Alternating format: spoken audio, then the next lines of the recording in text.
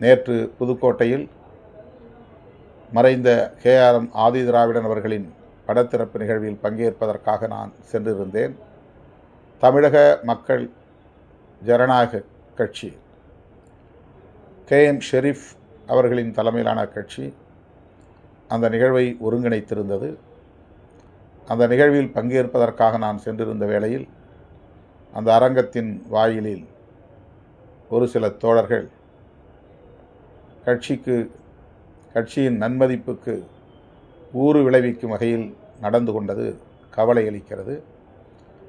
அவர்கள் மீது ஒழுங்கு நடவடிக்கை உரிய முறைப்படி எடுக்கப்படும். இதுபோன்று அநாகரிகமான முறையிலே இனி தோழர்கள் நடந்து கொள்ளக்கூடாது என்று உணர்த்தக்கூடிய வகையில்